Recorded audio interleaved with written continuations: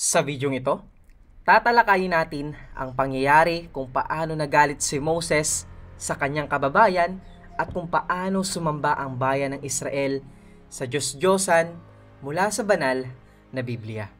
Ito ang yugto kung saan bumalik si Moses mula sa bundok Sinai at winasak ang ginawang Diyos-Diyosan ng mga Israelita.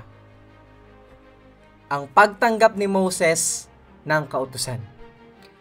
Pagkaraan ng mahabang panahon ng pagsasalita ni Yahweh kay Moses sa bundok ng Sinai, si Moses ay bumaba mula sa bundok na may dalang 2 tapyas ng batong inukit ng Diyos na naglalaman ng 10 utos. Subalit, sa kanyang pagkakabalik, natagpuan niya na sumasamba sa Diyos-Diyosan ang mga Israelita sa pangunguna ni Aaron na kanyang kapatid. Ang pagsamba sa golden calf. Nang makita ni Moses ang masiglang pagsamba sa isang tinatawag na golden calf, isang Diyos-Diyosan na itinuring ng mga Israelita bilang Diyos na nagdala sa kanila mula sa Ehipto, siya'y lubos na nagalit at nalungkot.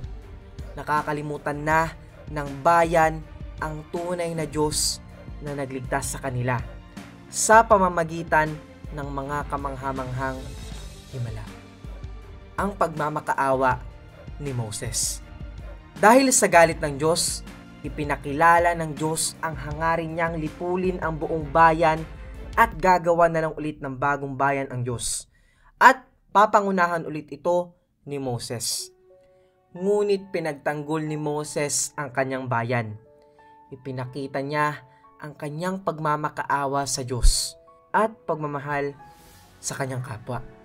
Pinapanawagan niya ang kanyang pagpapakumbaba at ang pangako ng Diyos kay Abraham.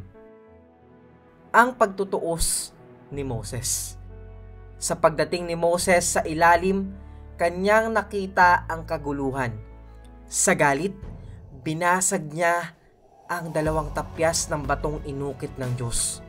Sinunog ang golden calf at inuutos ang pagsusumpa sa mga nagkasala. Ang mga Levita ang kanyang ipinatawag upang magsilbing instrumento ng parusa. At sa pangunguna ni Aaron, marami ang napatay dahil sa pagkakasala. Maraming salamat sa pakikinig sa ating video ngayon.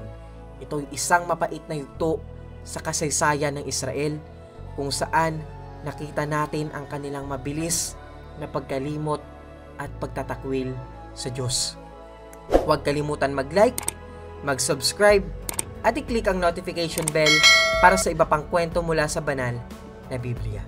Hanggang sa susunod na kwento, pagpalain kayo ng Diyos.